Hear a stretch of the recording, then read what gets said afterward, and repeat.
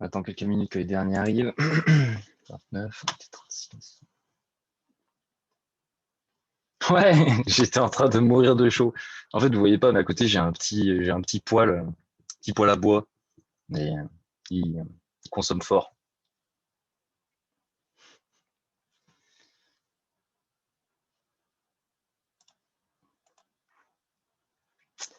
Du coup, donc, bon, j'attends encore quelques minutes.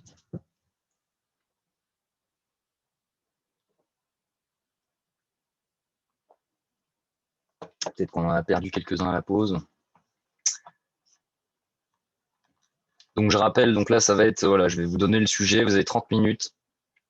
Préparez votre truc. Et après, donc, je réalise la correction.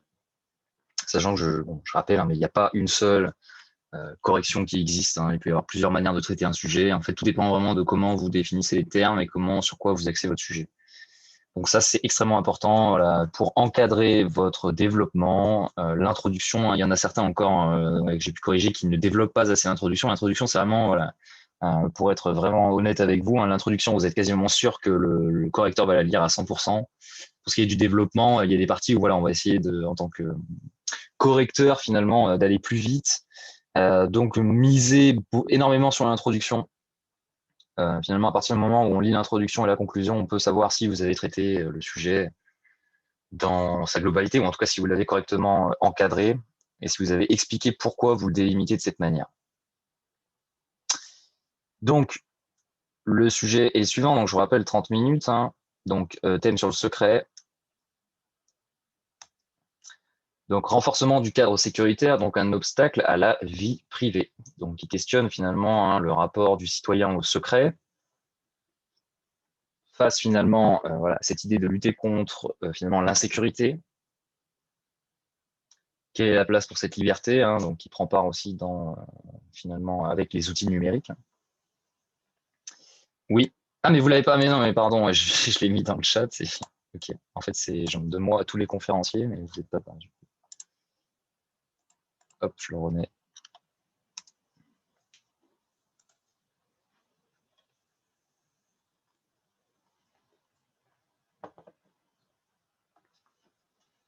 Voilà, donc 30 minutes, donc 11h50, on met en commun. On va pas pouvoir vraiment mettre en commun, mais je vais vous proposer une correction et vous pourrez donc voilà, comparer avec ce que vous avez pu produire. Donc voilà, je vais mettre, hop.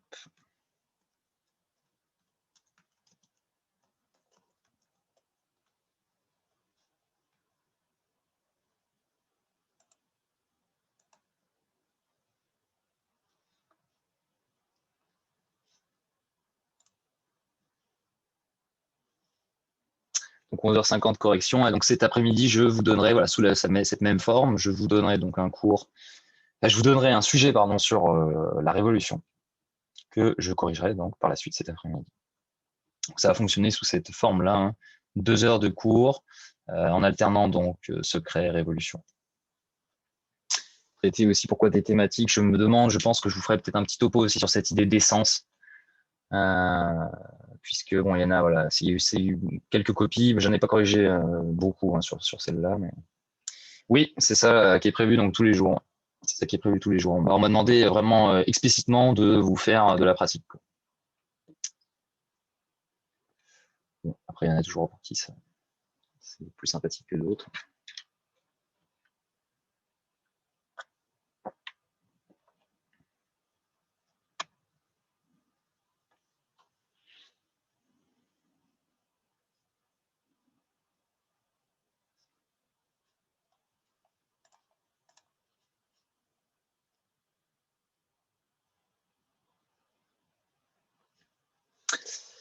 Intro, conclusion des lignes générales pour le développement. Ce serait parfait. Si vous arrivez à faire ça en 30 minutes, ce serait parfait. Au moins, je pense, dans l'introduction, enfin, après, tout dépend. Je pense que ce qui est important, c'est que vous ayez les idées, le développement, plus une accroche, une ouverture. Vous faites vraiment les éléments voilà, importants. Et bon, après, si vous arrivez à détailler votre plan hein, sur le temps qui est imparti, voilà, mettre des auteurs qui peuvent Et finalement, vous pouvez aussi vous rendre compte de quelles sont les parties sur lesquelles vous manquez des auteurs. Et à partir du moment où vous vous dites, OK, là, je ne sais pas, je n'ai pas de quoi illustrer finalement cet argument-là, eh bien voilà, vous pouvez finalement l'identifier et rechercher ça potentiellement dans les cours qu'on a pu avoir. Ou alors en discuter aussi ici.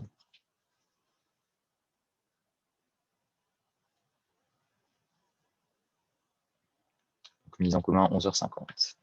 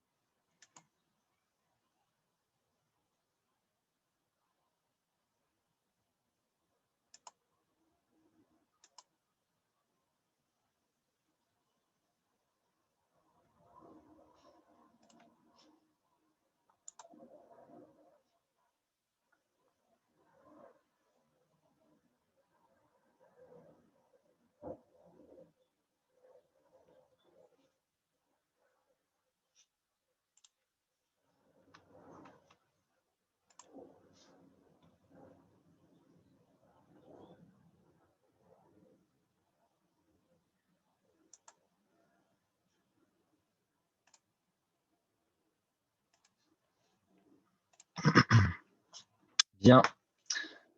Bon, donc on va passer à une forme de correction. Donc au niveau de l'accroche, hein, je vous ai mis notamment un document journalopédition là, auquel vous pouvez accéder. Vous avez aussi donc les attentats qui ont aussi une incidence sur notamment les lois de sécurité globale, etc.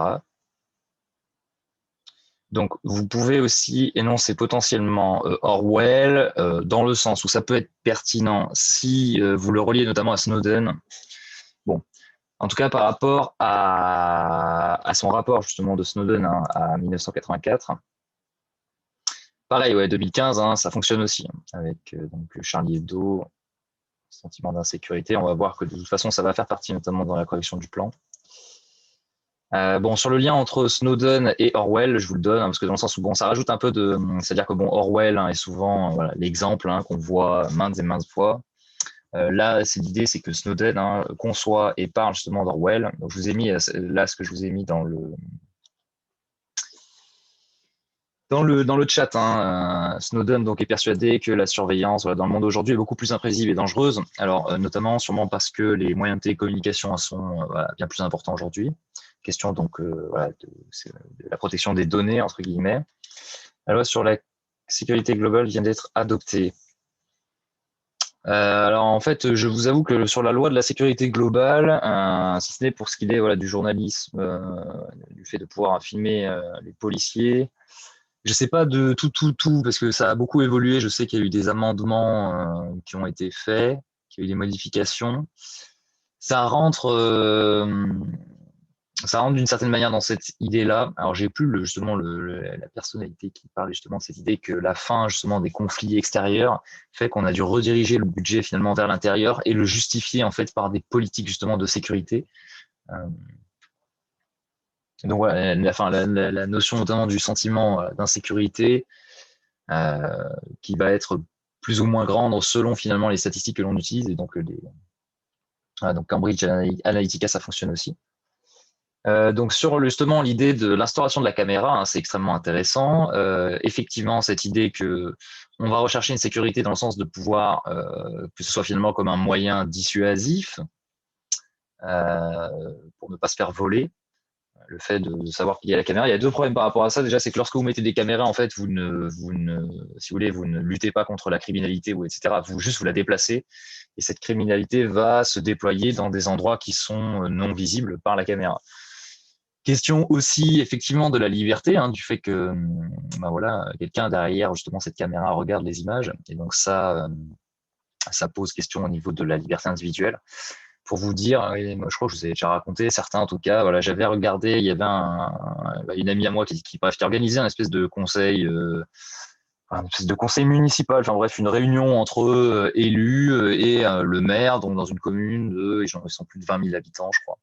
Et il y avait cette question de l'installation des caméras de sécurité et finalement enfin, c'est-à-dire que dans le débat, en tout cas, il n'y a pas du tout, il n'y a jamais eu d'intervention sur l'idée de parler justement de cette question de la liberté individuelle, du fait que voilà, que, en tout cas, c'est une atteinte à la liberté, quoi qu'on en dise, même si ça nous permet aussi une certaine liberté dans le fait de se sentir en sécurité. Bon, là, il y a plusieurs manières de l'aborder, mais pour vous dire que c'est pas toujours, enfin voilà, en tout cas là, dans ce conseil, voilà, c'était l'idée que de toute façon, finalement, les caméras, c'était quelque chose de bien, positif, mais sans, voilà, en apporter finalement une limite. L'un des premiers c'est la fin. Rapport à la diffusion de la fin, et de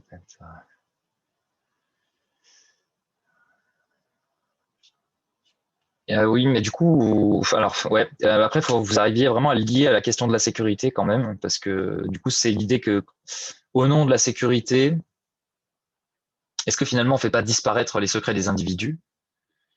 Au nom de la sécurité, voilà, on pourrait décider. Hein, c'est aussi, il y a tout ce qui est crédit social hein, qui marche pour ce qui est de la Chine. Cette idée du contrôle, hein, de la surveillance généralisée du fait de noter les personnes, de leur permettre d'accéder à telle ou telle chose selon, bon, voilà, tout le contrôle aussi politique hein, derrière. Donc, bon, voilà, quand on voit aussi les gouvernements, par exemple, si on regarde la Corée du Nord aussi, c'est quand même extrêmement, voilà, c'est presque, c'est un autre monde. Hein. Je ne sais pas si vous êtes intéressé déjà à ça. Alors. L'entreprise d'un gagnant, c'est une personne qui sur les citoyens, ok, les états de droit s'appuyant sur les lois fondamentales, sur la sécurité de leurs citoyens, en cas de sécurité, ça. Je vais à la fin, permettre de légitimer toutes les mesures de protection engagées, même si on rompt avec le principe de la vie privée. Oui, oui, ça, c'est plutôt bien. Hein. C'est plutôt bien. Même. Donc, bien savoir que Machiavel, hein, pour Machiavel, le secret est un outil, c'est un instrument, ce n'est pas l'essence de l'homme. L'essence de l'homme, c'est surtout dans les années 50 avec le développement de la psychanalyse. Donc, il y avait cette idée dans votre sujet, voilà, la contre-révolution est-elle l'essence de l'homme? Non, le secret est-il par essence contre-révolutionnaire? Donc, on peut dire que le secret est l'essence de l'homme, hein, que finalement tout homme a sa part de secret, qu'il en a besoin dans sa finalement de volonté de créer sa révolution intérieure potentiellement. Il y en a qui l'ont utilisé aussi avec Saint Augustin. Bref, différentes manières de l'aborder, mais oui, en tout cas, cette idée, voilà, au nom finalement de la sécurité, la question est bien de la liberté, de l'utilisation faite de ces données, de la marchandisation faite de ces données. Voilà, aujourd'hui, hein, toutes les plus grosses entreprises multinationales, aujourd'hui, si vous voulez faire être finalement coté et faire vraiment stimuler de l'investissement, hein, ce ne sont pas des entreprises de pétrole ou des vieilles entreprises, on va dire, hein, de construction. Hein. C'est finalement l'économie numérique qui génère et stimule énormément d'investissements.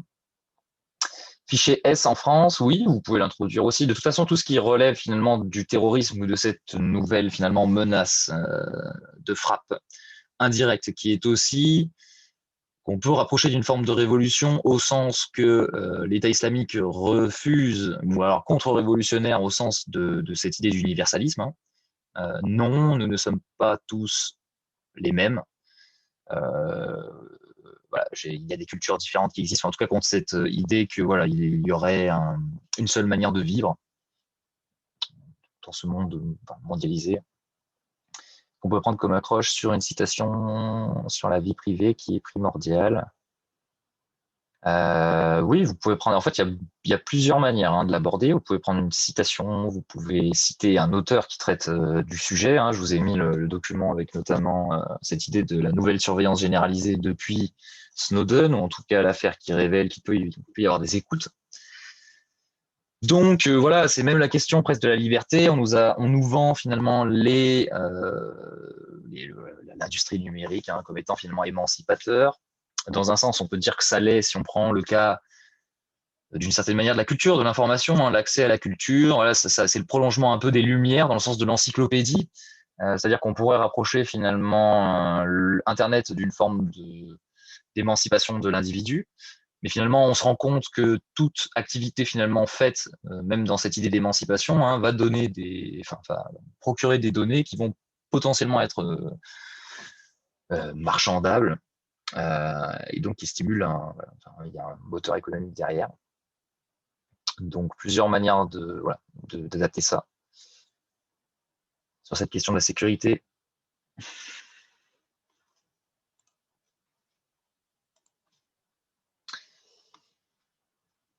Voilà, donc il y a la fameuse maxime. Donc quand je parlais de vous pouvez aussi donc lier avec Snowden, hein, Big Brother is watching you. Voilà la maxime finalement de l'État policier hein, de 1984 que Orwell a écrit donc en 1949, hein, qui est souvent donc évoqué pour justement dénoncer cette idée de la surveillance de masse hein, devenue réalité.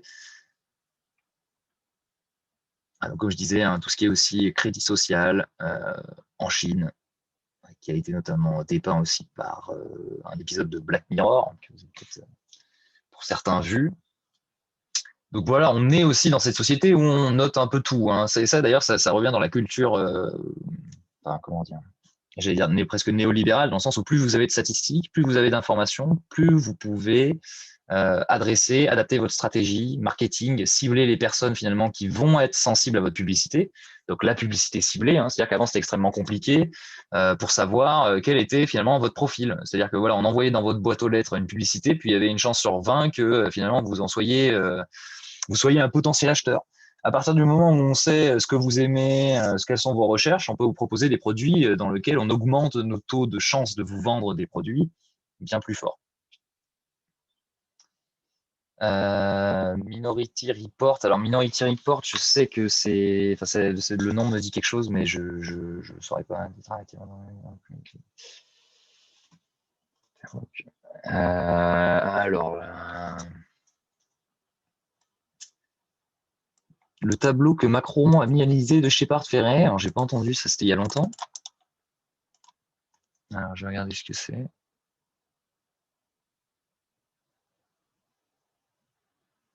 Alors, mais dans quel sens vous voulez le mettre alors? Je savais pas que c'est marrant, je savais pas que Obey avait fait un truc.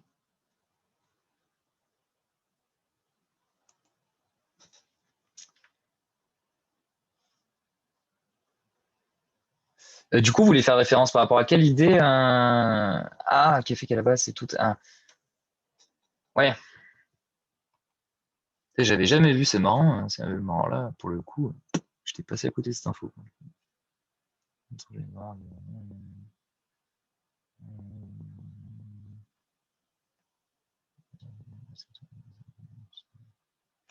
Ouais, bah de toute façon, ouais, tout ce qui fait référence finalement à cette idée de contrat. J'ai hésité parce que la notion de vie privée est différente de protection des individus, car là, c'est la protection de nos informations. Oui, mais du coup, c'est une atteinte à votre vie privée si on marchandise les informations relatives à vos goûts, etc. Et en plus, la notion de vie privée, par contre, aussi, vous pouvez avoir cette idée d'intrusion dans la vie privée via, je sais pas, des mails, des spams. Euh, bon, la notion de vie privée, c'est différent de protection des individus. Bah, en fait, la vie privée, sans vie privée, les individus, c'est-à-dire que la vie privée est un peu maintenant aujourd'hui, comment dire, essentielle à l'homme. Enfin, il y a même cette idée, voilà, un peu du jardin secret, de cette idée qu'aujourd'hui, même au sein du couple, on a besoin chacun finalement de son espace propre pour pouvoir s'articuler ensemble. Par exemple, pour le terrorisme, c'est plus la liberté. L'atteinte à la liberté, vous voulez dire? En fait, c'est pas l'idée que le terrorisme va directement atteindre la liberté, c'est l'idée que le terrorisme va justifier l'augmentation des budgets alloués au cadre sécuritaire. Donc, au niveau de la justification politique, c'est cet événement qui justifie l'augmentation des budgets alloués au renforcement du cadre sécuritaire.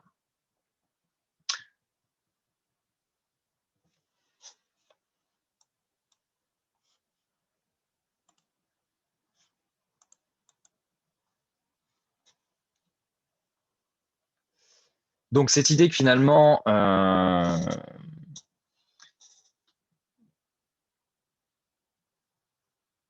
le cadre finalement sécuritaire est de plus en plus large, résultant finalement de la menace terroriste aussi. Donc c'est ce que je disais précédemment.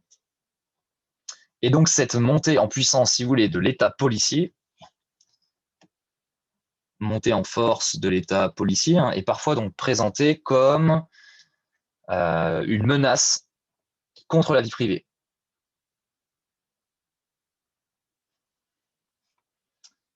Et donc ça rentre dans une problématique qui est liée à celle de la révolution numérique,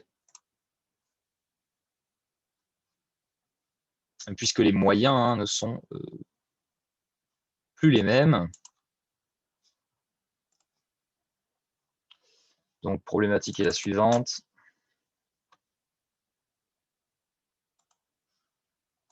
Qui est une parmi de nombreuses possibles. Hein. Donc les citoyens peuvent-ils conserver. Oui, pareil. Alors Sarkozy, c'est intéressant aussi hein, sur cette idée du secret.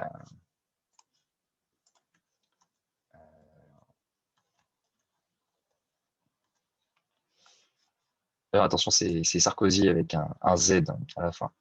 Mais oui, Sarkozy, ça rentre. D'ailleurs, Sarkozy, il y a l'affaire Sarkozy aussi sur Mediapart, hein, pour ceux de Plenel, avec Edoui Plenel. Hein.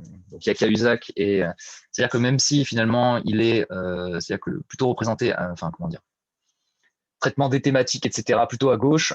Pour autant, Mediapart, via l'affaire Cahuzac, si vous voulez, en tout cas, ça a permis d'asseoir d'une certaine manière la légitimité de Mediapart, dans le sens où vu que ça s'attaquait finalement à un membre du PS, bon, voilà, c'est juste au niveau de la petite histoire. Qu'est-ce que l'on entend par état policier? État policier au sens d'un contrôle important. Voilà, tout ce qu'il y a eu avec les mesures d'état d'urgence qui vous permettent finalement d'arrêter quelqu'un dans la rue. Donc ça aussi, je crois que c'est chez les Anglais. Par exemple, un policier n'a pas le droit de vous contrôler vos papiers d'identité si vous n'avez pas fait un délit ou si vous n'êtes pas, si vous voulez, voilà, là, c'est quelque chose aussi d'intéressant, c'est-à-dire qu'en France, bon après ça, je pense que c'est ce qui explique aussi le rapport au policier, c'est-à-dire que le policier intervient aussi comme un contrôle. Bon, alors après, ouais, il y a une forme, je pense, un peu de malaise par rapport à ça, en tout cas en France. Mais voilà. Donc je vous ai mis la problématique. Je vais vous mettre donc le plan voilà, proposé. Donc ça vient avec l'idée aussi d'état protecteur, donc l'état-providence, forcément, lorsque celui-ci intervient dans la vie des individus. Voilà. Est-ce que ça rejoint pas un peu Hayek, là, cette idée que finalement, plus l'état a de l'importance, voilà, cette surveillance généralisée conduirait à la restriction des libertés individuelles pour Hayek? Est-ce que finalement, il n'y a pas une restriction à la liberté individuelle aussi aujourd'hui en temps de Covid? Donc, je ne dis pas que c'est bien ou mal, mais en tant que choix, finalement, voilà, au nom de… C'est-à-dire que là, il y a presque quelque chose d'assez humain pour le coup, c'est-à-dire qu'on va plutôt comment dire, ralentir l'économie pour ne pas excéder le nombre de morts, ce qui n'a pas été forcément le cas de ce qu'a pu faire par exemple Bolsonaro au Brésil. Bon, donc en tout cas, un État plus protecteur, grand 1, grand 2 vers une surveillance généralisée, grand 3 concilier, donc vie privée et sécurité, voilà, donc plan assez général.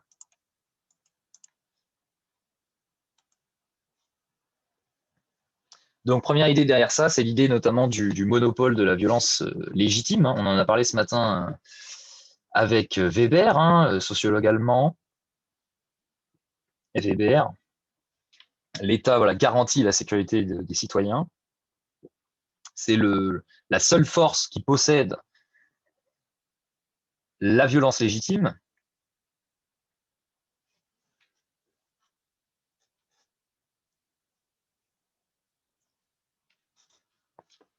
Puisque finalement, l'État a construit sa légitimité sur la notion de sécurité.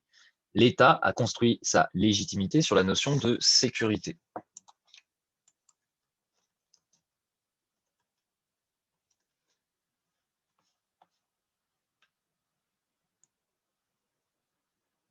Donc d'ailleurs, au niveau même de l'étymologie, ça vient du latin status. Alors je vous le mets hop là. Donc il y a cette idée un peu de l'État, c'est pas quelque chose qui bouge. Enfin c'est quelque chose c'est une position. Oui, tout à fait. Vous pouvez parler de Hobbes et du Léviathan. D'ailleurs,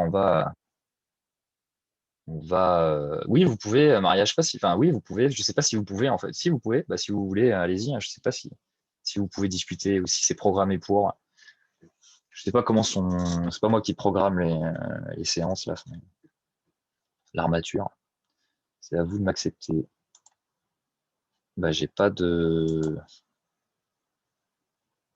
Je lève la main.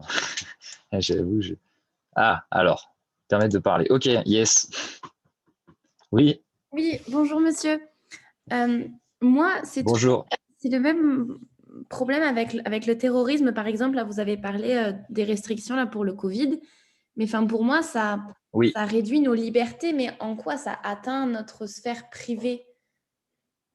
Enfin, c'est pas parce qu'on ne doit pas masque Bah, que ils vont savoir ce qu'on a mangé au petit-déj le matin. Enfin, c'est ça que…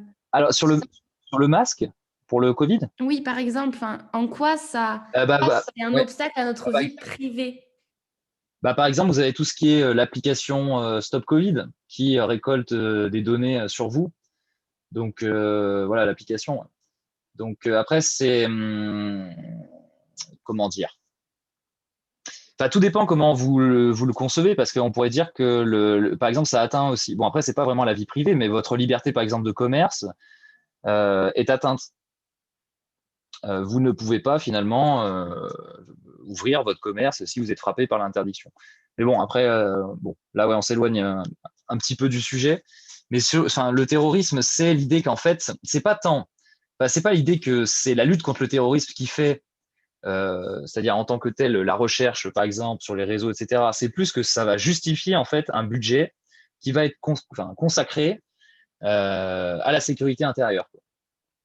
Et après, en fait, dans le même temps, vous avez eu, si vous voulez, notamment le mandat Sarkozy, hein, qui a voilà, fortement joué justement sur cette notion de sécurité et qui est aussi quelque chose qui électoralement fonctionne assez bien, dans le sens où aujourd'hui, justement, on a des médias qui finalement, comment dire, sont, bon, pas tous, il y en a des publics, mais la plupart répondent à des intérêts privés, donc des intérêts économiques. Donc l'idée, c'est de vendre le plus.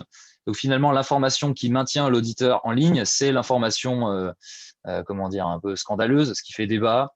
Voilà, les faits divers aussi. Hein, on a vu une augmentation de la part des faits divers dans l'information. Bref, en tout cas, la notion de sécurité, elle limite finalement, elle atteint à nos libertés. C'est la même chose avec le contrat social, si vous voulez, d'une manière plus poussée en Chine. Sûrement que certains voudraient le faire. Vous avez aussi la même chose par rapport aux cartes bancaires. Si vous voulez, hein, les instances, la BCE par exemple, adorerait que le cash disparaisse parce que l'argent circule plus rapidement par carte bancaire. Euh, et donc, pareil, c'est une atteinte finalement, dans un sens, à votre vie privée. Vous n'avez pas le droit à la liberté de donner, par exemple, imaginez, vous avez, je sais pas, votre grand-mère qui veut vous donner 50 euros, et ben, elle serait obligée de passer par le fait de le déclarer. C'est-à-dire qu'elle ne peut pas avoir la liberté de le faire. Voilà. Bon, il y a plein de choses, hein, même la liberté, voilà, enfin, surtout ça, en fait, le contrôle, la perte de liberté qui serait, c'est-à-dire qu'à partir du moment où vous faites un achat, on peut vous retracer ce que vous avez fait. Donc, on peut savoir où vous avez été. Donc, pareil, au niveau de ça, voilà, il y a enfin, c'est une question après éthique. Hein. Par exemple, les Chinois, bon, en tout cas, dans ce qui est présenté, on va dire, par les personnes qu'on entend, c'est l'idée qu'ils sont plutôt contents dans l'idée que eux veulent un état sécuritaire. Donc, ça ne les dérange pas que des mauvais payeurs soient affichés dans les gares, puisque par définition, ce sont des mauvais citoyens, entre guillemets, enfin, considérés comme tels. Et donc, pareil, on atteint à votre liberté parce qu'on ne va pas pouvoir vous donner, vous n'allez pas avoir accès, si vous êtes un Chinois qui, par exemple, n'a pas payé ses impôts, ou qui, je sais pas, un retard, ou qui, je sais pas, n'a pas payé ses fournisseurs en temps prévu, vous allez potentiellement être sanctionné par le fait de ne pas pouvoir amener vos enfants dans certaines écoles privées. Donc, on pousse la chose loin. Hein. Mais bon, après, on s'écarte un peu du terrorisme. Mais sur l'idée, en tout cas, que l'État, et cette idée du contrôle finalement des Ok, citoyens. merci. Voilà. C'est plus clair, merci. Ok, bon, bah, j'ai appris une fonctionnalité grâce à vous. Du spectateur, je lève la main. Très bien. Alors, du coup, j'ai pas vu s'il y avait des trucs dans le chat. Hop. L'application permet de savoir si tu as petit déjeuner le matin, potentiellement avec qui consommation engagée. Bon, bah voilà, après, ouais, il y a plusieurs. Hein, bon. Sur toutes les questions de la traçabilité, la question de la liberté, finalement aussi. Donc, pour ce qu'il est de. Donc, j'avais dit, voilà, pour ce qu'il est de l'état, hein, donc status, dérivé du starek qui signifie donc au sens premier se tenir debout. Cette idée aussi de position qui est assez figée, fixe. Et j'en avais parlé pour certains, hein, mais bon, je sais pas si tout le monde l'avait. Mais cette idée justement de l'État, c'était quelque chose qui repoussait notamment énormément l'Allemagne nazie, enfin les nazis, hein, de par justement cette idée qu'on est figé et que ce n'est pas ça finalement la vie. Hein, ce n'est pas quelque chose, c'est quelque chose d'organique. La vie, c'est quelque chose de vivant qui bouge. Or, l'État par définition est quelque chose qui reste. Euh, et donc bon, voilà, tout ça pour dire qu'il y a dans cette idée de l'État hein, l'idée de la position, euh, donc l'idée de quelque chose de plutôt statique hein, dans l'État, dans sa forme. Euh, donc, violence légitime, donc Max Weber, donc ça c'est bon. On a aussi donc Hobbes, effectivement, ça a été cité avant, hein, avec donc le Léviathan qui va permettre. Alors,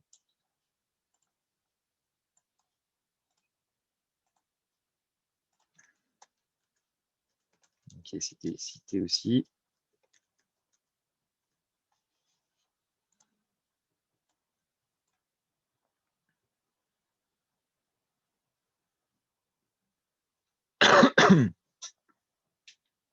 Donc Hobbes, hein, qui dit que finalement, la construction de l'État, hein, va permettre d'échapper, de rompre avec comment dire, entre guillemets, un horrible état de guerre. C'est-à-dire que c'est ce qui va permettre finalement d'assurer la défense de la vie en communauté entre les hommes, quoi. Donc il faut quitter l'état de nature, ce qui permet de rompre avec un horrible état de guerre. État, non pas voilà, au sens de l'État comme l'État français, hein.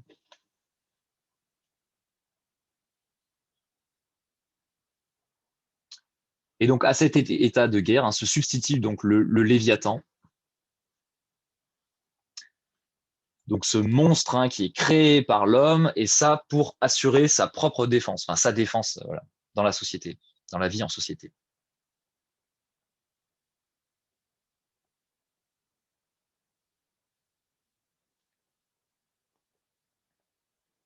Donc on peut citer aussi un 1789 avec la Déclaration des droits de l'homme, hein, et du citoyen, qui garantit notamment la sûreté des citoyens, hein.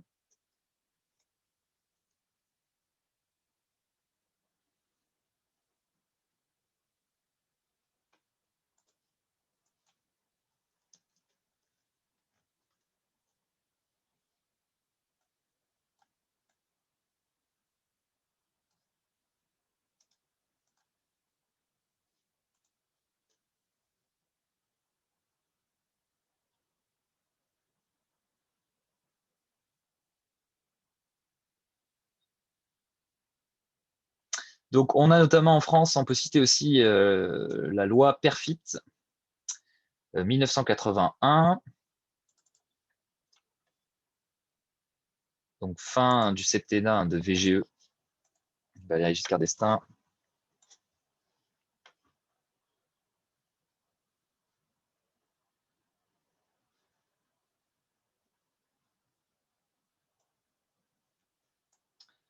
Donc la loi Perfit, hein, Perfit qui était donc le garde des Sceaux.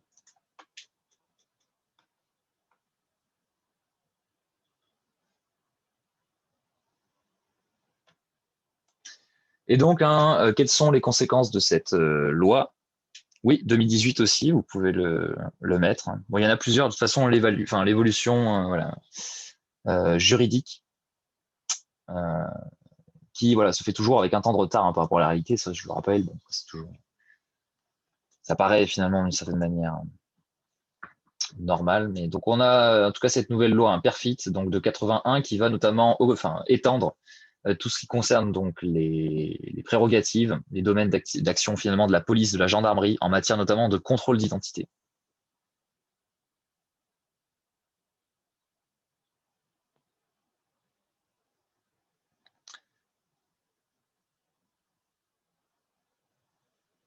Donc on est plutôt sur un durcissement même vis-à-vis de la peine. Idée aussi donc d'atténuer tout ce qui est circonstances atténuantes.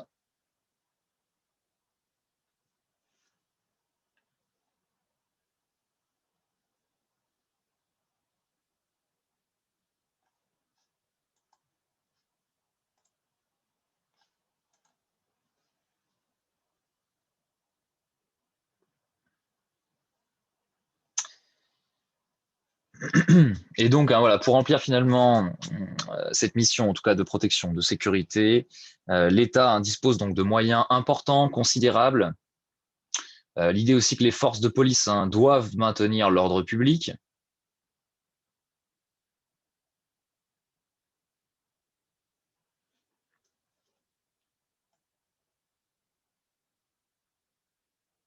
Alors, ça veut dire plus d'égalité que d'équité.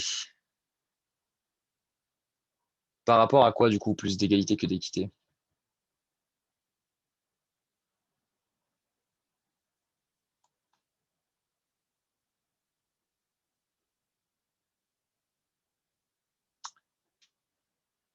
Bah, c'est plutôt un traitement plus dur, donc égalité ou équité, non, c'est censé être le même pour ceux qui font finalement ce genre de délit. Donc c'est plutôt, voilà, on est dans l'idée d'une condamnation forte, hein. Après, vous avez tout un, bon, après derrière, vous avez aussi tout ce que de Foucault, hein, avec surveiller et punir, justement l'idée que cette institution a permis aussi à l'État de développer finalement presque des sciences, hein, dans le sens de comprendre qu'est-ce qui fait qu'une personne peut être amenée à réaliser de tels actes, donc tout ce qui concerne la psychologie, la psychanalyse, et qui permettent aussi donc de comprendre un peu mieux comment fonctionnent les individus. Et c'est plutôt dans l'idée qu'on va, voilà, être dans l'idée d'un État qui maintient la sécurité, la paix, l'ordre public. L'État qui maintient l'ordre public.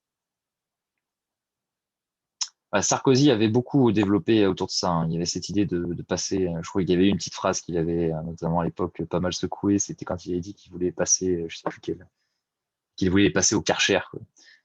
Il voulait justement en finir avec la racaille, entre guillemets, mais du coup, voilà. Au niveau de finalement de la position politique, hein, c'est-à-dire qu'on constate qu'il y a un sentiment d'insécurité qui est grandissant, alors que finalement, dans un sens, on n'a jamais été dans une société aussi sécure dans un sens. Bon, après, il y a des périodes dans lesquelles c'est plus que d'autres, mais comme je disais, on a tendance, voilà, à avoir des chiffres, un domicile, etc., qui tendent à diminuer d'année en année.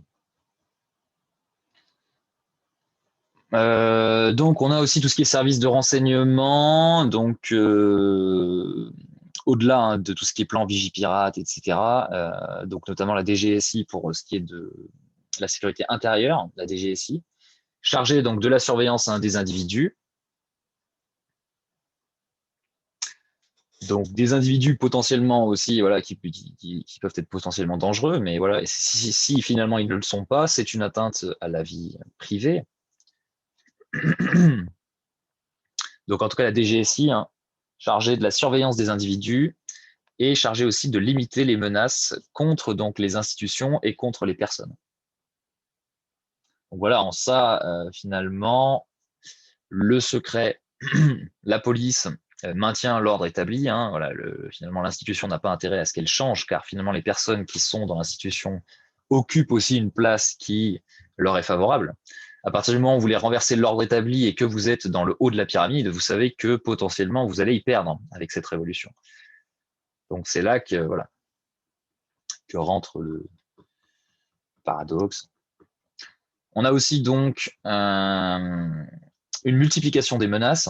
C'est le deuxième élément qu'on peut mettre aussi dans cette première partie.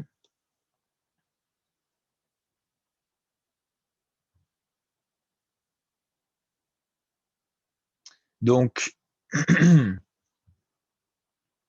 dans la première décennie, voilà, des années 2000, hein, la lutte contre la délinquance, finalement, doit permettre, hein, la fin du sentiment d'insécurité. Fin du sentiment d'insécurité. La classe politique est plutôt concentrée sur l'insécurité urbaine, hein. Je vous avais parlé de Sarkozy. Est-ce que je peux vous trouver l'article?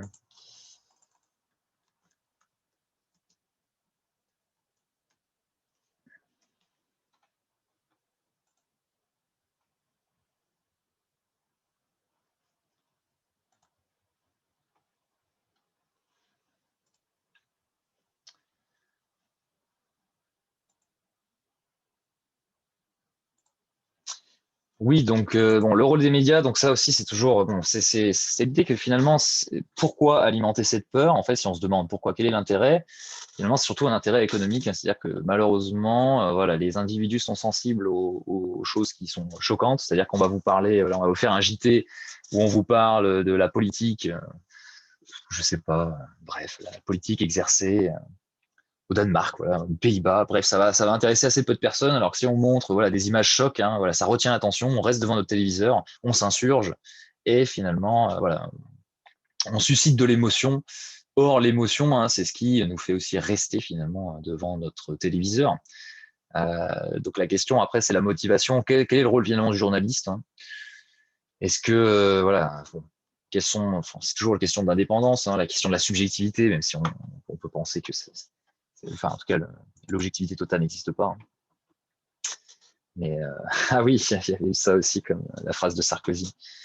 Mais du coup, voilà, en tout cas, ça a été voilà un sujet politique qui a stimulé, on va dire, enfin qui a eu ses résultats électoralement en tout cas. Donc là, c'est plutôt concentré sur voilà, affrontement entre forces de l'ordre et une partie de la jeunesse, notamment de banlieue, avec la jeunesse de banlieue.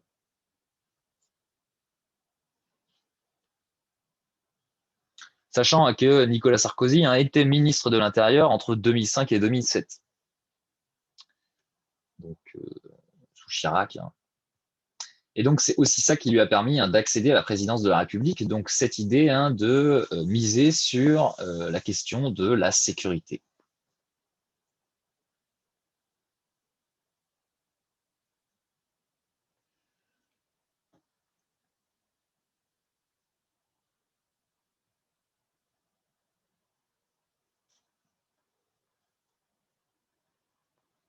Donc, on a aussi, donc on parlait déjà, un terrorisme donc, qui s'est substitué à une forme de délinquance. Donc, nouvelle menace qui concerne à la fois les États-Unis, mais aussi l'Europe. Donc, les attentats du World Trade Center de 2001.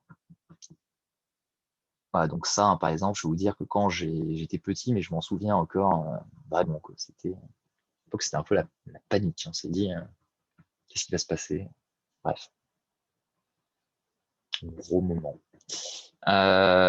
Donc voilà, Royaume-Uni touché en 2005. On a aussi l'Espagne en 2004. La France, vous pouvez, donc ça a été dit, Charlie Hebdo aussi avec 2015. Bon, vous avez Nice aussi en 2016. Bon, on peut en citer un bon nombre. Donc l'idée voilà, que la menace terroriste semble permanente. Ce qui est intéressant finalement avec la menace terroriste, finalement, je pense qu'il y a beaucoup, c'est-à-dire qu'elle joue beaucoup justement sur sur la puissance médiatique. C'est-à-dire que finalement le terrorisme, si on n'en parle pas, il n'existe pas, dans le sens où c'est pas un conflit armé qui soulève une majorité de personnes dans un conflit visible. Donc à partir du moment où vous diffusez, où vous parlez du terrorisme, vous installez potentiellement un climat de peur chez les personnes. Alors que, bon, voilà, dans un sens rationnellement, c'est-à-dire que la chance d'exploser d'une bombe d'un terroriste est inférieure à celle de prendre la voiture et d'aller chercher du pain. Mais si vous voulez, dans la manière, l'atrocité, puis le fait que c'est pas au niveau de la question humaine. Enfin bref. Donc, sentiment d'insécurité, pourquoi? Par son imprévisibilité au niveau des attaques terroristes. Elles peuvent frapper partout et à n'importe quel moment.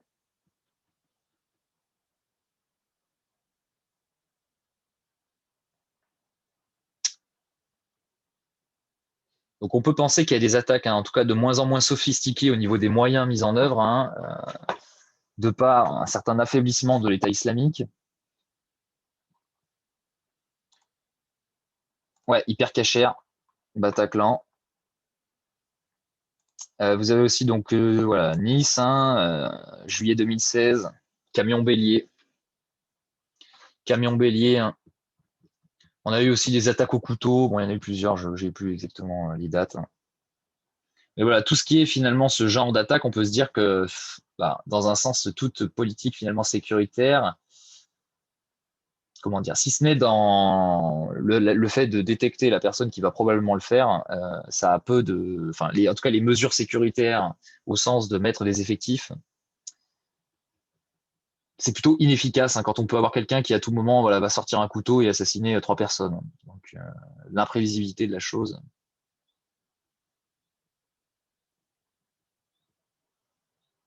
Pour le lien.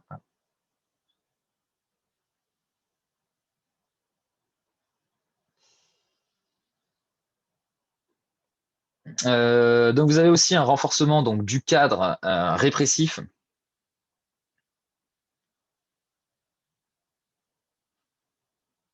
Donc c'est-à-dire que depuis 2009, on a le Conseil de défense et de sécurité nationale. Oui, marché de Noël aussi. Enfin, il y en a plusieurs. Vous pouvez en trouver.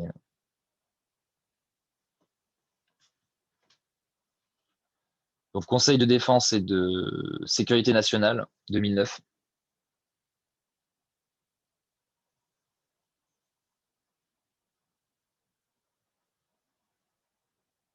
Donc en fait, le terrorisme a mis fin d'une certaine manière à l'opposition qu'il y avait entre sécurité intérieure et sécurité extérieure. ça a mis fin à l'opposition faite entre sécurité intérieure et sécurité extérieure. C'est ce que je vous disais par rapport à cette idée que le fait qu'il n'y ait plus aussi, enfin voilà, que ce soit imprévisible, que ça puisse taper à n'importe quel moment.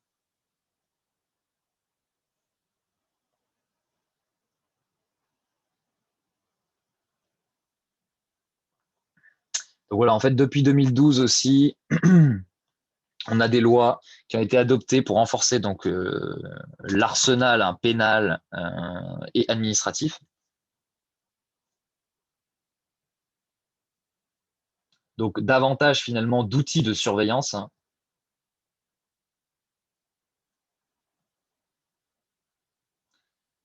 Donc notamment en permettant une collecte plus large des données pour les services secrets. Je vais vous le mettre dans le chat.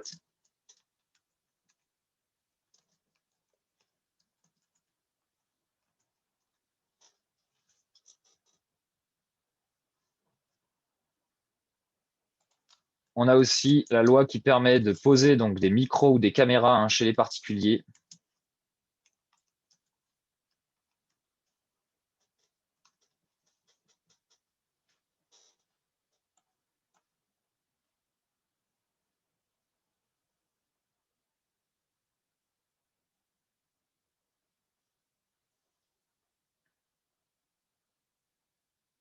Donc on a après voilà, l'état d'urgence qui est devenu permanent de 2015 à 2017.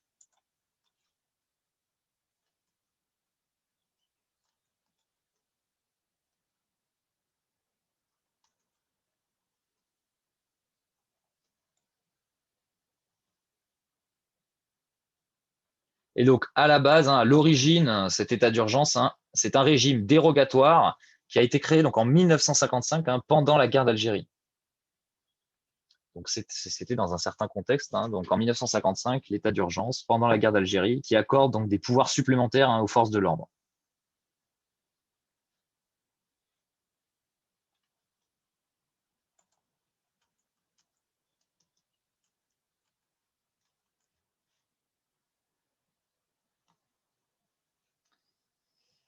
Donc vous avez aussi la loi SILT, sécurité intérieure de lutte contre le terrorisme. Donc je crois que c'est 2017, mais je vais vérifier.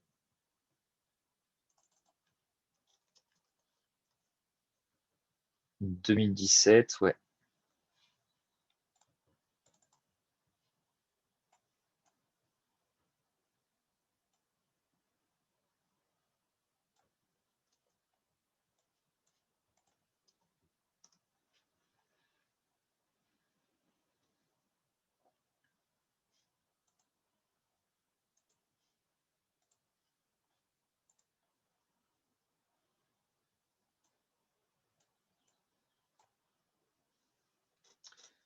Donc, l'intervention de la justice n'est plus nécessaire avec cette loi SILT pour décider d'une perquisition.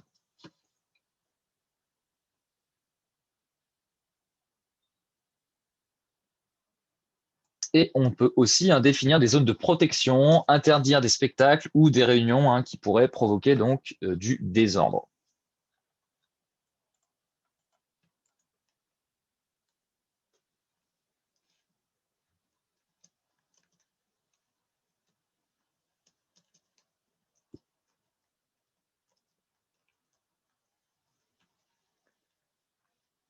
Donc, grand 2, vers une surveillance généralisée.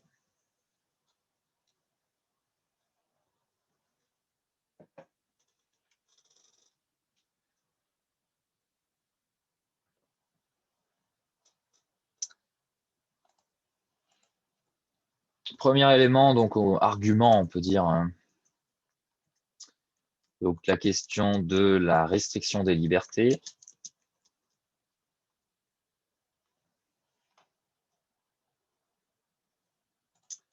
Donc en réponse aux attentats.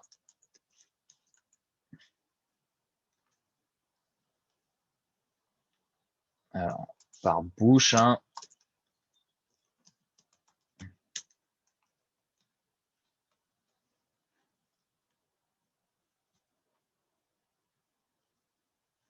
Donc, un texte qui permet notamment de détenir pendant 7 jours un étranger suspecté d'activité terroriste sans acte d'accusation. Vous pouvez détenir pendant 7 jours.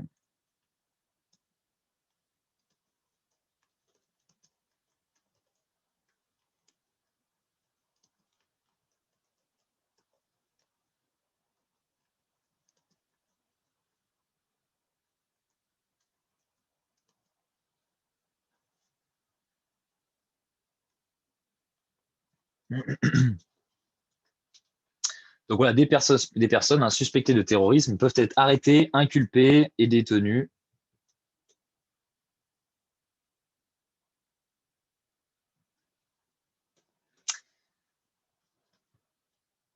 Donc le Patriot Act, il permet aussi des perquisitions possibles sans prévenir le suspect en l'absence de celui-ci.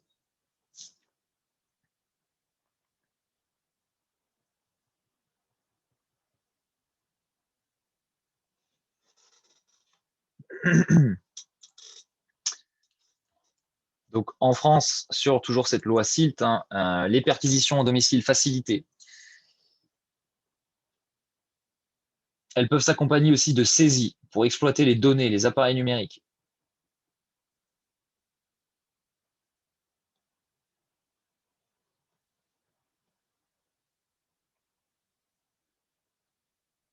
Question aussi du contrôle des déplacements. Donc, avec la loi SILT, toujours, qui autorise le ministère de l'Intérieur à placer toute personne suspecte sous bracelet géolocalisable. Toute personne suspecte sous bracelet géolocalisable.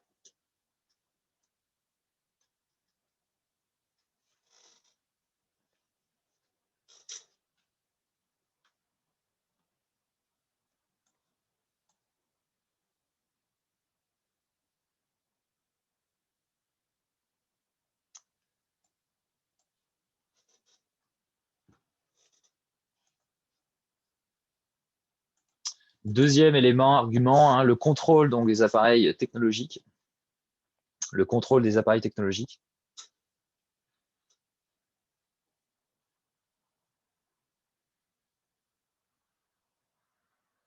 Donc la question des smartphones qui finalement sont de véritables mouchards qui peuvent renseigner donc notre position, qui permettent aussi d'avoir accès à distance à nos déplacements, la géolocalisation, nos communications, nos relations, nos centres d'intérêt, bref, énormément de choses.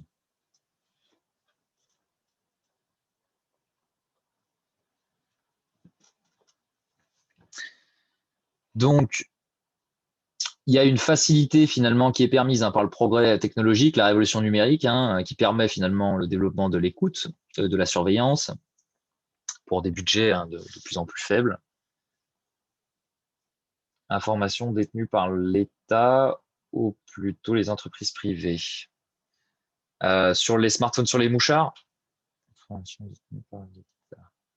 non, c'est plutôt les consommateurs. Enfin, bon, après, tout dépend, mais là, pour le coup, notamment sur les questions de la revente des données, sur les centres d'intérêt, ou même voilà, le fait qu'Amazon réalise 40% de son chiffre d'affaires sur justement le système de recommandation qui se base donc sur vos expériences, sur vos recherches précédentes. Voilà, donc c'est effectivement la question des GAFAM qui pose problème dans le sens où finalement les GAFAM sont des entités qui ont une telle puissance, c'est-à-dire que ça va finalement contre cette idée un peu libérale de la concurrence pure et parfaite au sens où aucun acteur n'a plus de poids qu'un autre. Dans la théorie de la concurrence pure et parfaite, aucune entreprise n'est finalement plus puissante, enfin, n'est supérieure à une autre en termes de pouvoir de marché. Donc ce n'est pas le cas, et ce qui pose la problématique du fait que aujourd'hui, une entreprise qui viendrait concurrencer ces géants pourrait directement être rachetée. Donc c'est ce qui se passe aussi. Donc, on rachète les concurrents avant qu'ils se développent trop. Mais donc voilà, une question finalement du ciblage, marketing, voilà, question de la liberté, du ciblage de manière générale. Donc voilà, les smartphones, donc facilitation des écoutes, qui est permise notamment aux États-Unis par le Patriot Act, que j'ai évoqué précédemment. Donc c'est notamment l'article 215, qui permet de placer une personne sur écoute sans mandat judiciaire.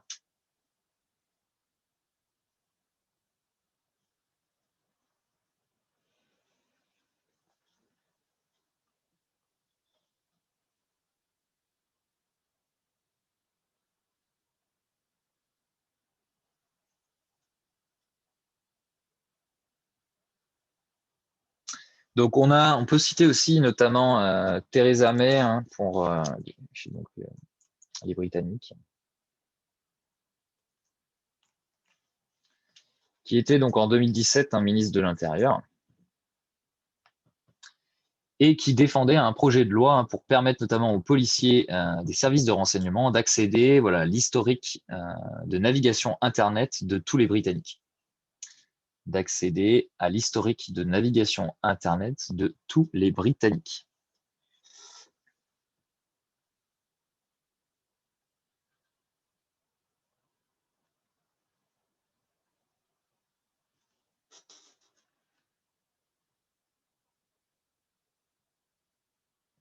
Donc pour ce qui est de la France, la loi SILT, hein, elle contraint notamment les personnes qui sont suspectées à donner leurs identifiants numériques. Les personnes suspectées, on peut leur demander finalement leurs identifiants numériques.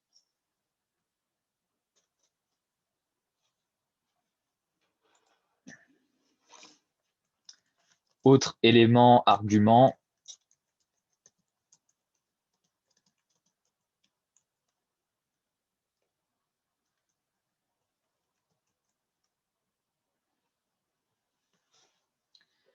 Donc le déploiement massif de la vidéosurveillance.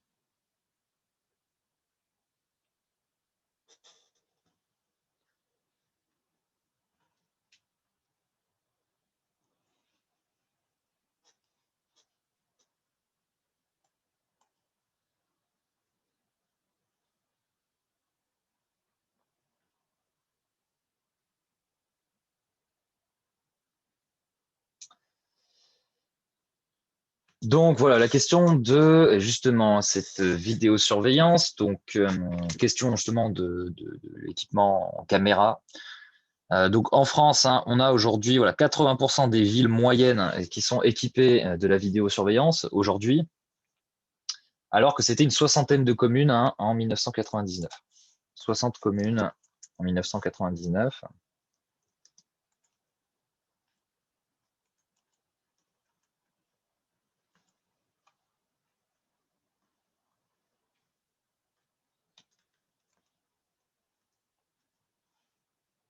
Donc voilà, 80% des villes moyennes. Donc il y a une diffusion, hein, une démocratisation de l'utilisation de la caméra de surveillance.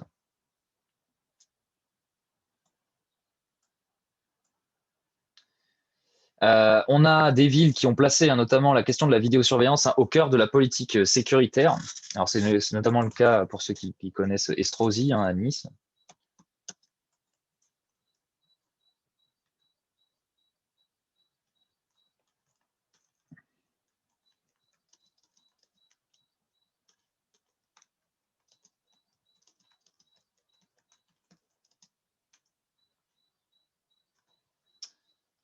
Donc faire de Nice hein, le laboratoire de la lutte contre la délinquance.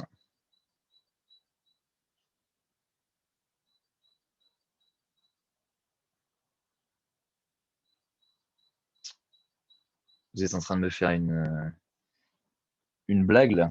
Je me souviens, Christian Estrosi. Si c'est ça, et alors moi j'ai dit quoi?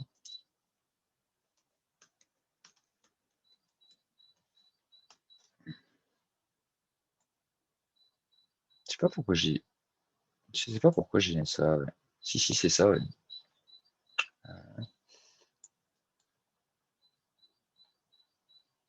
Pourquoi j'ai dit ça? Bon bref, bien vu. Si. C'est Christian Estrosi.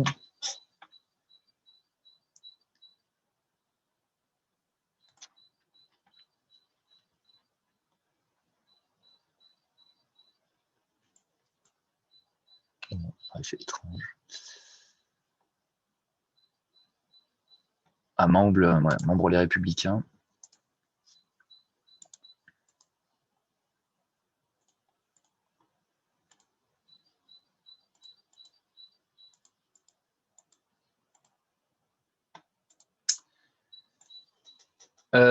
Bref, donc on a 1962 caméras hein, qui quadrillent les rues. On a, bon, bien évidemment aussi la Chine qui va plus loin hein, avec donc la reconnaissance faciale qui est généralisée. Voilà, en 2018.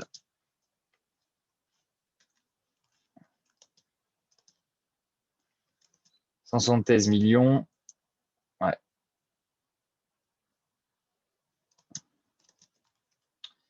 2018, 176 millions de caméras. Et toujours plus de prévus.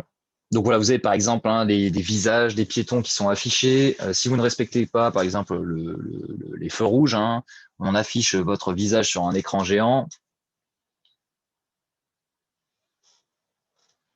Bah, la reconnaissance faciale, de toute façon, va aussi, à mon avis, se développer hein, de plus en plus. De toute façon, on le voit même sur les smartphones hein, aujourd'hui, le déverrouillage qui marche de cette manière. Donc sûrement que cette technologie va encore se développer. Hein.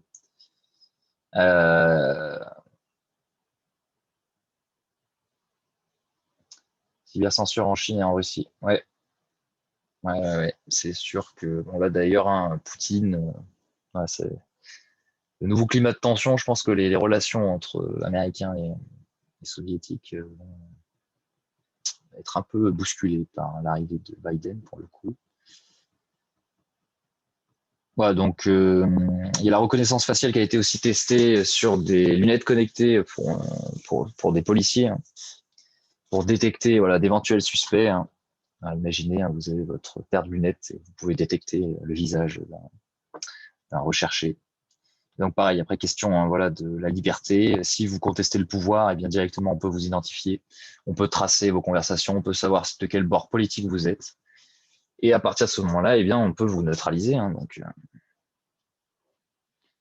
sécurité privée des réseaux sociaux aussi avec la suppression des comptes de Trump, oui. Donc là aussi, bon, c'est vrai que c'est assez particulier. C'est un vrai débat aussi, ça que je trouve intéressant, l'idée justement qui était la censure de Trump.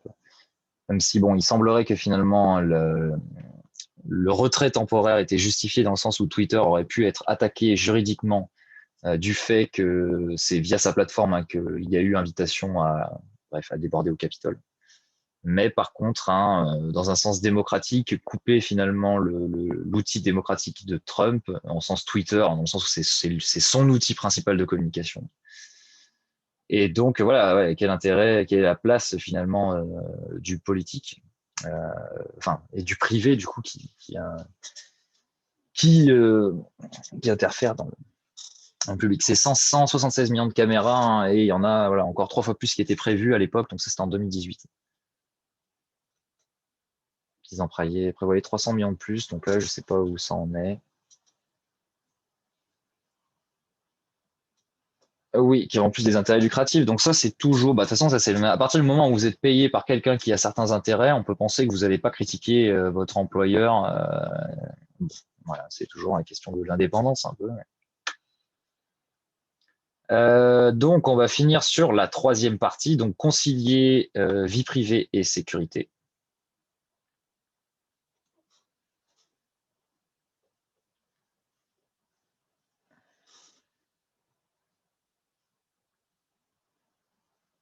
Donc, face à la troisième partie, donc concilier vie privée et sécurité. Donc, déjà la notion de cryptographie qui est intéressante dans l'idée hein, de préserver le secret.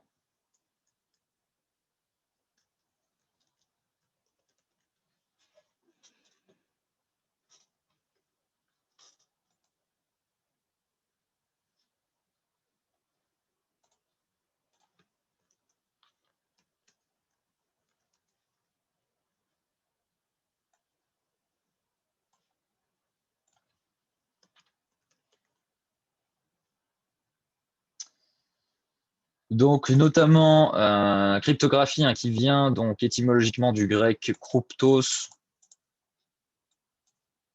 Je le dis alors. Je vais vous le mettre.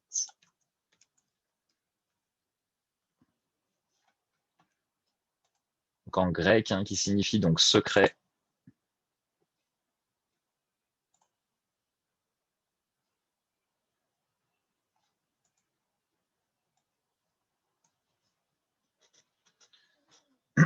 Donc, voilà, brouiller les communications, recours au chiffrement notamment, symptomatique de la Seconde Guerre mondiale, avec notamment tout ce qui tourne autour de ce fameux, et j'ai oublié son nom, Turing, Alan Turing. Voilà, avec Enigma, tout à fait.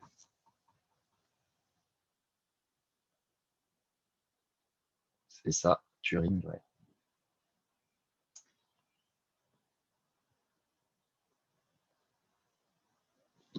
Oui, tout à fait, The Imitation Game. Après, je crois qu'historiquement, il est pas. Enfin bon, après, c'est toujours pareil. Lorsqu'il y a une adaptation, les historiens arrivent pour finalement critiquer la chose, mais sinon, il est sympa à regarder. Après, ce qui est intéressant, c'est aussi bon, tout le traitement qui a été fait autour de cette personne, qui a quand même permis de sauver voilà, des millions de vies, des milliers de vies au moins, si ce n'est, et qui finalement s'est suicidé de par la castration qui lui était promise, de par son homosexualité. Euh...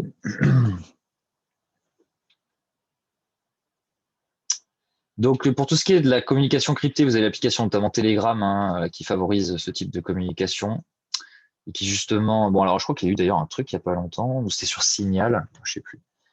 Apparemment, il y aurait eu une espèce de fuite des données. Bon, c'était l'idée de dire que on propose un service dans lequel vous avez plus de sécurité et de vie privée. D'ailleurs, Snapchat relevait un peu de ça dans son principe.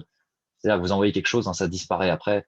Finalement, vous pouvez pas, ça reste secret à partir du moment où vous l'avez vu seul, vous pouvez pas le rejouer, quoi, entre guillemets.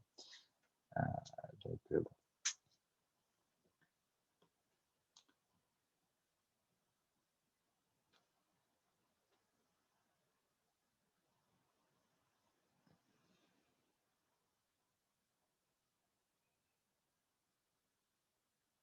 Donc aujourd'hui, dans l'idée de la communication finalement de nos informations, il y a quand même l'idée aussi que les individus, d'une certaine manière, ont accepté de contribuer à la collecte d'images et d'informations. Mais si ça me paraît difficile de dire qu'ils ont réellement accepté dans le sens où des personnes ne sont pas au courant de ce qui se passe. Comme je pense qu'il y a des personnes qui ne s'attendaient pas à ce que, voilà, par exemple, certains abattoirs, etc., ou les méthodes de production industrielle, c'est-à-dire que au-delà de l'image de la publicité qui nous vend un certain produit, il y a une réalité derrière. Et bon, à partir du moment où on lève le voile sur cette manière de produire, sur cette voilà, transparence aussi de la production, ça amène voilà, à certaines revendications, protestations. En tout cas, les citoyens fournissent sur les réseaux sociaux des bases de données gigantesques avec des photographies.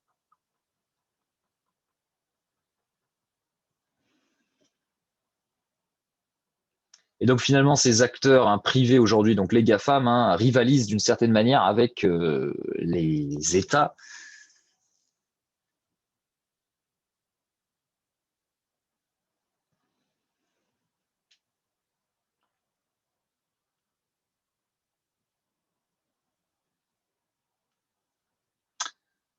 Donc on a l'application notamment en Chine, Smile to Pay. Je vais me mettre dans le chat. Consentement, ignorance ou indifférence. Alors pour ce qui est du développement sur les réseaux sociaux, je pense qu'il y a énormément de choses qui peuvent rentrer. En même temps, ça s'est développé. Enfin, moi, voilà, j'ai vécu vraiment le début de Facebook. Je me rappelle au début de Facebook, mais les premières photos, on mettait une photo de profil, on avait vraiment 2 j'aime, il y avait très peu de personnes dessus. C'était presque conseillé comme étant.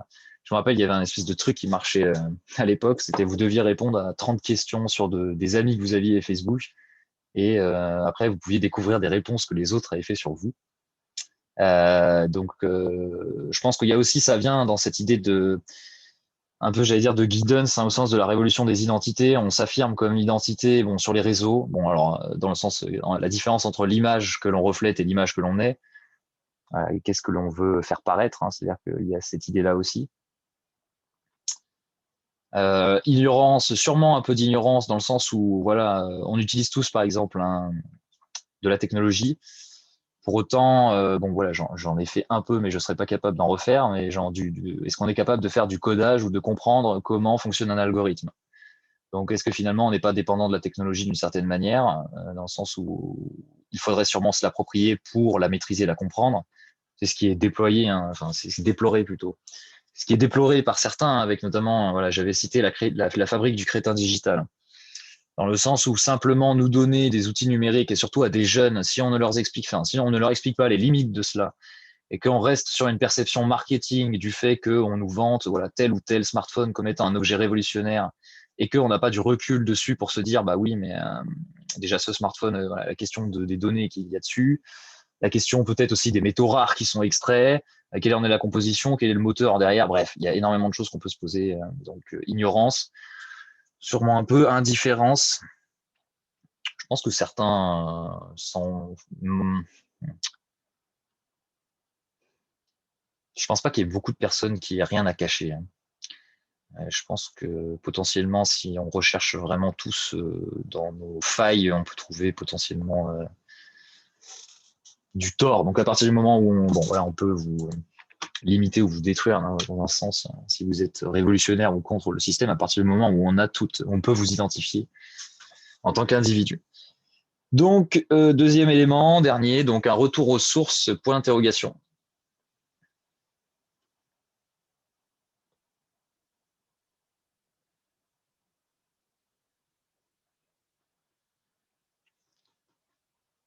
Donc on peut concevoir la vie privée comme étant une invention moderne, dans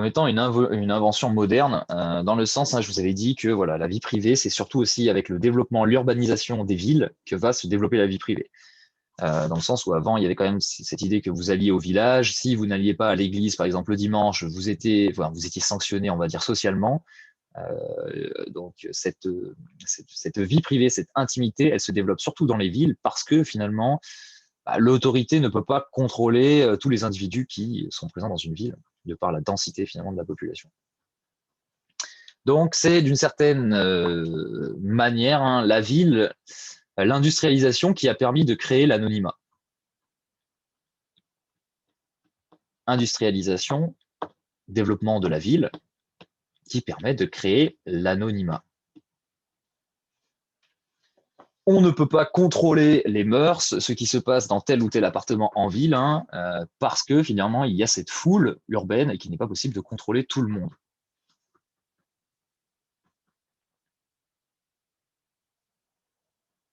Donc, on a aussi des spécificités culturelles, pour reprendre un peu cette idée de différence entre les pays. Donc, on a des pays dans lesquels la culture de la transparence est très forte. On pense notamment aux pays scandinaves, dans lequel vous avez des ministres qui finalement viennent en vélo au travail. C'est-à-dire que imaginez un ministre aujourd'hui de la République en marche venir en vélo, se balader tout seul dans Paris. Je suis pas sûr qu'il soit extrêmement serein potentiellement, mais donc en tout cas le rapport à la vie privée est différent d'une culture à l'autre.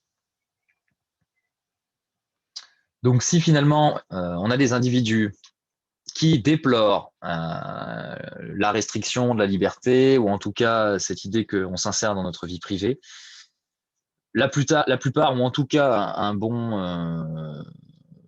nombre, y participent en tout cas volontairement.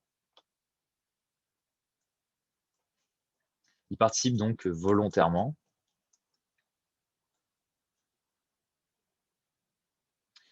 Grégory Doucet, ah oui, mais il est à Lyon. Il vient en vélo du coup, hein. Je sais pas, j'avais entendu un truc sur Lyon, mais j'ai pas vérifié, mais comme quoi ils s'étaient augmenté énormément leur prime de je sais pas quoi par rapport au Covid. J'ai pas vérifié. Bon.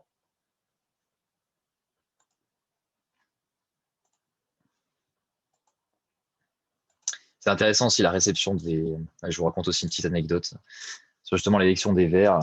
J'avais une amie à moi qui, son frère du coup avait lancé un nouveau resto dans Lyon, plutôt haut de gamme. Et lorsqu'il y a eu l'élection des Verts, pour elle, c'était une catastrophe. Ça allait être une catastrophe économique, c'est-à-dire que les Verts allaient mettre des espaces verts de partout. Bon, après, il y a eu des trucs complètement faits de manière super mal faite à Lyon. Bon, pour ceux qui avaient vu, notamment, il y avait des pots qui avaient été mis dans toute la rue. Je crois que c'était la rue de la République. Non, c'était la rue parallèle. Bref, aucun entretien. Les plantes étaient toutes mortes aussi. Des pistes partout aussi, mais bon voilà, du coup en fait ce qui est intéressant c'est que par rapport à ça, on peut se dire que finalement ça va freiner l'activité économique dans le sens où moins de routes égale moins de, on va dire, de vitesse de commerce, de vitesse de transaction. Après, lorsque vous êtes quand même dans une ville dans laquelle vous vous sentez bien, souvent, ça quand même, ça attire du monde. Bon, voilà, après, il y a des avantages et des inconvénients, mais voilà, c'était intéressant de voir que finalement, les Verts étaient accueillis à Lyon comme étant quelque chose qui allait détruire finalement le commerce d'une certaine manière, même si on pense que bon, finalement, l'impact va pas être non plus extrêmement fort. Bref, bon, bon, il est 13 heures. On reprendra voilà, quelques minutes juste pour vous donner la conclusion après. Et donc, on passera sur notre sujet révolution. Bon appétit à tous. Et donc, à tout de suite à 14 heures.